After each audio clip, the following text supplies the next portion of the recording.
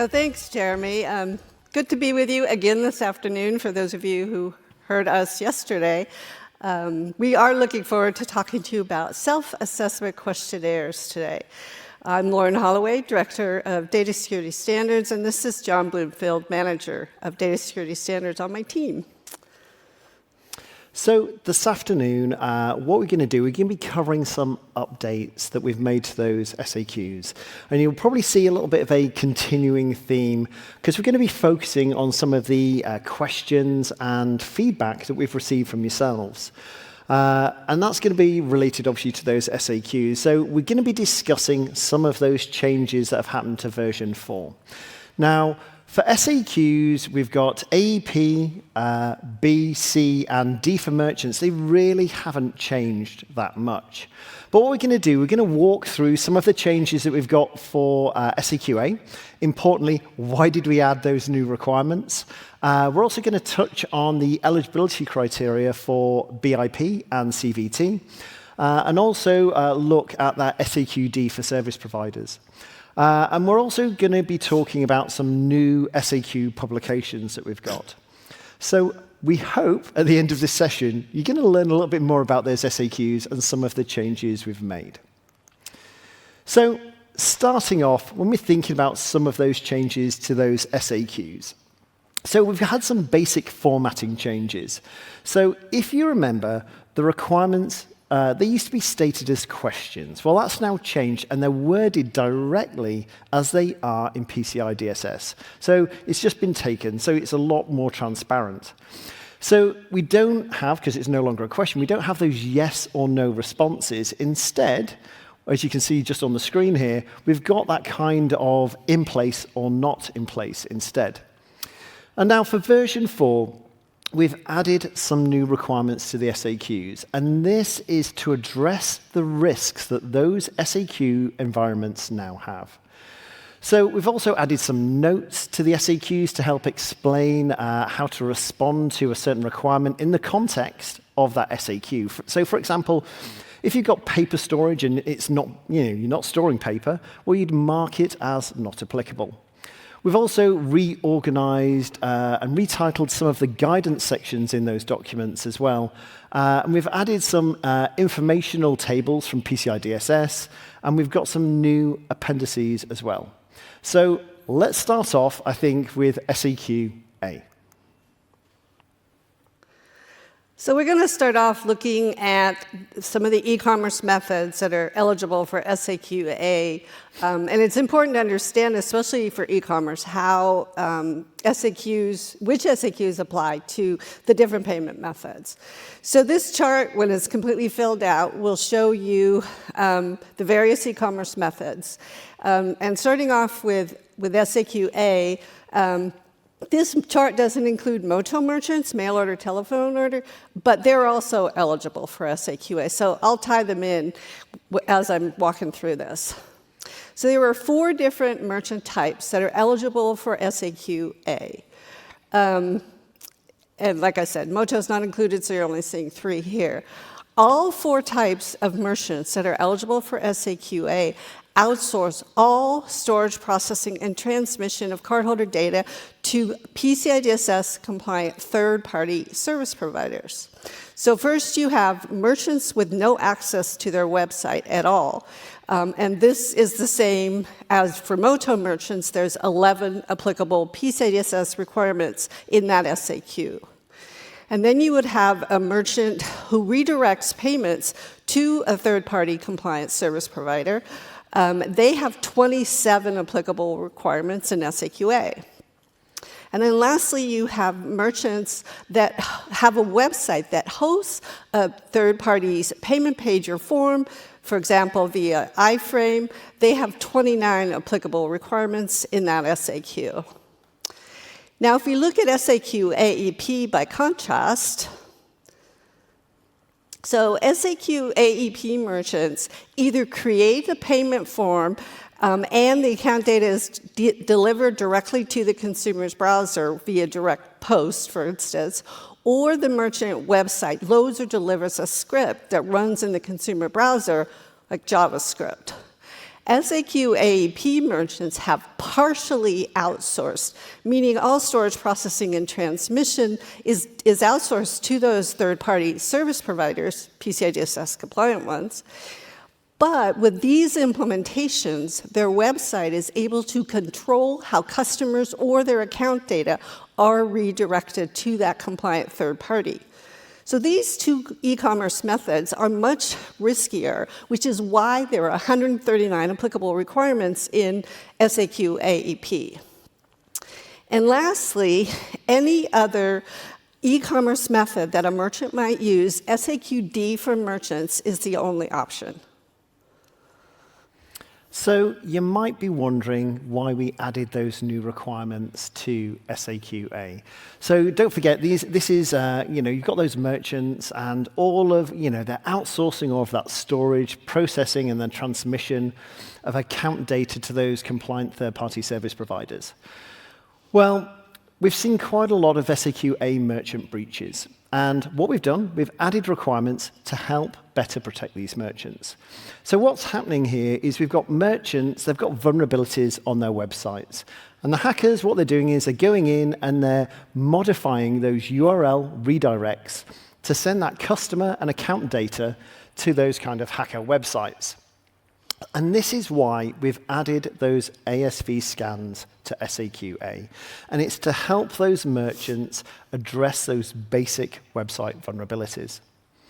Now, a question we do get asked an awful lot here is, will SAQ A merchants need 4 passing scans for that for their first version 4 assessment for those ASV scans? And the simple answer is no, they won't. And we've actually got an FAQ for this. We love our FAQs, but which is 1485. What is the meaning of an initial assessment? And that clarifies what they need to do. So SAQ A merchants are also impacted by breaches that are happening to scripts. And these can be embedded iframes and those third-party scripts. And sometimes these scripts are like the common business payment functions. They could be like chat features that are built into the websites. But what's happening here, the hackers, again, are modifying those scripts, again, to divert that payment card data to hacker sites. So as a result, version 4, we've got those new requirements for payment page protections. And these focus on those iframes and third-party scripts deliberately to protect against these threats. So it's important for merchants to manage their scripts, know their source, and only have ones that are needed for payment functions. And they also need to know the integrity of those scripts. Now, it's really worth noting here that third-party service providers who are managing, for example, merchant iframes, are going to be expected to manage those third-party scripts in exactly the same way. So now we're going to switch gears a little, and we're going to talk about SAQ BIP, because we've been getting a fair bit of questions about this SAQ. One of the eligibility criteria in this SAQ is that the standalone IP-connected PTS POI devices are not connected to any other systems in the merchant environment. Now, this means for a merchant to be eligible for BIP, either there is no connectivity to other systems within that merchant environment, or if there is connectivity to other systems, the merchant has to have implemented network segmentation that segments and isolates the systems in the merchant environment from the merchant's cardholder data. If you need more details about segmentation, you can see page 12 in PCI DSS version 4. And we've had several questions we've been getting are about what does "are not connected to" mean? So some diagrams may help explain this. So in this diagram here, we've got one IP-connected, PTS-approved POI device, and it's connecting out to that processor. So this is going to be eligible for SAQ BIP. I've got another example here, and we've got 2 IP-connected, PTS-approved POI devices. Again, they're connecting out to the processor. Now, these are both in that same network zone, so it's also eligible for SAQ BIP. And here, we've got a third example. Now, we've got those 2 devices again in the same network zone, but what you can see here, we've also got another merchant system. But notice it's segmented from that network that has those IP-connected, PTS-approved POI devices in there. So this is also going to be eligible for SAQ BIP. So in this example, you can see the same two IP-connected PTS POI devices on the same network zone, but now there's also this cash register system. And it's in the same network zone as these PTS-approved POI devices. Maybe you can guess, big red X, that this implementation is not eligible for BIP because of that cash register system. And this last example for BIP, again, we have the two connected, IP-connected PTS POI devices, but there's also a non-PTS device in the same zone. Big red X, again, this is not eligible because of that non-PTS device that's in the same network. Note that it would be eligible for SAQ BIP if it was another PTS POI device, maybe it was a different model or from a different vendor, as long as all the devices in that zone are PTS POI devices. So moving on to SAQ CVT. Now, this is intended for those merchants that are manually entering account data from their computer browser into a third-party payment terminal solution using an isolated computing device and a securely connected web browser. And the merchant system has no connection to other merchant locations or systems. And the merchant has that internet connection to that PCI DSS compliant third-party service provider. There's quite a lot to take in there, so don't worry, we've got some more diagrams. So here, hopefully, what I just described, you can see we've got that merchant, they're entering the account data into that securely connected web browser, and it's going out and it's being connected to that compliant third-party service provider's virtual payment terminal solution. So this is going to be eligible for SAQ CVT. Now, in this case, we can see a whole group of people that are connecting in. They are all on securely connected web browsers. They're all entering data into another system that's part of the same company. It's not a third-party service provider that they're entering their data into. So this case would not be eligible for CVT because there were other connected systems. These devices are not isolated, and they're not connecting to a third-party service provider's virtual payment terminal solution. Now, this is the same picture as a previous one, except now you have an employee that is coming in remotely from home. Again, they may all be entering data into that securely connected web browser, but again, they're connected to a system that's part of the same company, not a third party, and again, it's not eligible for CVT because of those other connected systems. They're not isolated, and they're not connecting to a third party's virtual payment terminal solution. Okay, I'm now going to be talking about things that don't exist. And bear with me, this will, I promise, well, I hope, is going to make sense. So, flying pigs don't exist. Genies in bottles don't exist. And, this is my favorite one actually, is a unicorn with, I actually think, quite a beautiful rainbow mane, doesn't exist. And also we have SAQ A for service providers. And I mean, that last one really could be any of those SAQs. Hopefully people like that. Apart from, the only one service providers can use is our SAQ D for service providers. So let's talk about that now. So SAQ D for service providers is the only acceptable SAQ for service providers, and a statement has been added to every SAQ to clarify that. A service provider undergoing an assessment for services it offers cannot meet the eligibility criteria of any SAQ except SAQ D for service providers because that service provider is not a merchant. Even if a given requirement is not applicable to a merchant that's using that service provider, for instance, maybe in their SAQ they don't have a requirement for network firewalls or for antivirus, those requirements are most likely going to be applicable to a service provider that is offering those services to merchants and are expected to be included in that third party's PCI DSS assessment when they tell their merchants that they are a PCI DSS compliant third party. So the expectation is for third-party service providers to be compliant with all applicable PCI DSS requirements, not only those that apply to a merchant that's using their services. That's why those merchants' SAQs have fewer requirements in them, because they are using a third-party service provider that is compliant with all applicable requirements that were assessed. Additionally, SAQ D for service providers includes service provider-only requirements, and those requirements are not included in any other SAQ.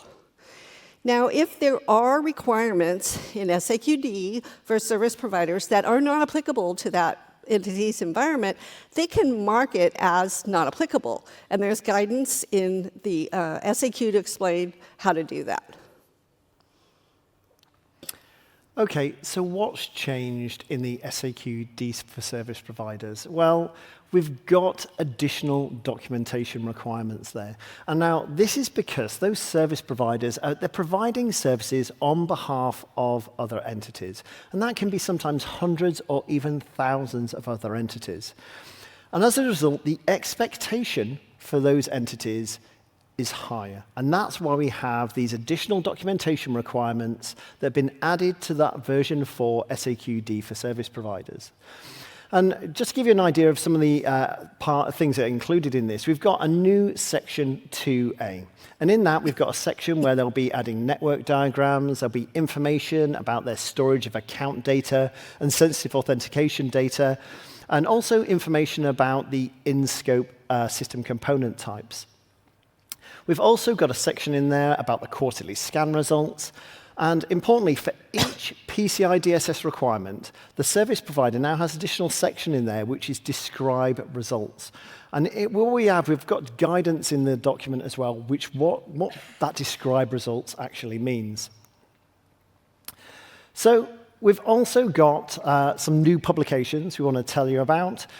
We've got a new instructions and guidelines document, and this has been updated we had a previous one for version 3.2.1, and the new one we've got guidance in there for, provides the intent for the SAQs. It's also got information in there about the eligibility criteria and how to complete the SAQs.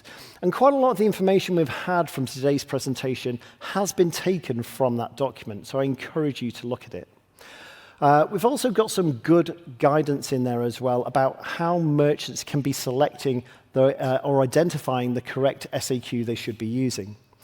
And importantly, this document also introduces our newest SAQ, and that is the software-based pin entry on COTS devices. Now, it's got a bit of a snappier title of SAQ SPoC.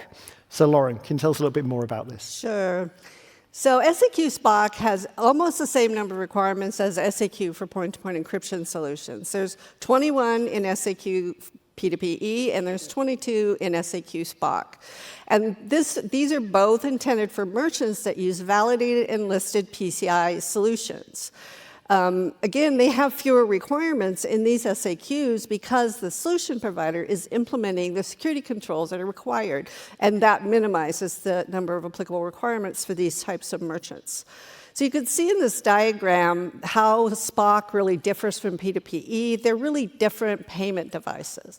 So for a P2P solution, you have a PTS-approved POI device with a PTS function for encryption that's called secure reading and exchange of data. And in SPoC, it's very different because it's a merchant commercial off-the-shelf device, like a phone or a tablet. There is a PTS secure card reader for PIN. That's an approved device. It attaches to the phone for secure PIN processing. So these are very different types of devices, which is why there's two different SAQs for both of these kinds of solutions. So, John, do we have any other information about upcoming SAQs? Well, we do. So, future SAQs.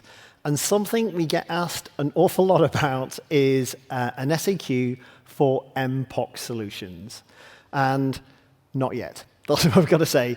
But I want to tell you why. And it's currently because there are no listed MPoC solutions. So, no merchants need an SAQ for MPoC until we have those listed solutions.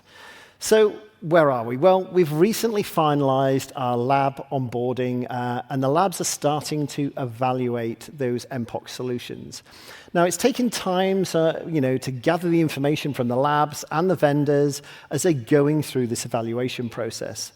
But once we have those listed solutions, we're going to factor together the information that we've gathered from those labs and vendors into the development of an SPoC SAQ. So just stay tuned. So thank you for joining us this afternoon, and hope we've been able to answer some of the specific questions we've received about SAQs, and that they've been helpful to you. So please feel free to find John or me at this conference and ask us any questions that we weren't able to answer, and we'll do our best. I can't guarantee it, but we'll give it a try. And if you'd like to share anything you learned from this session, we'd be delighted to hear about it. Thanks.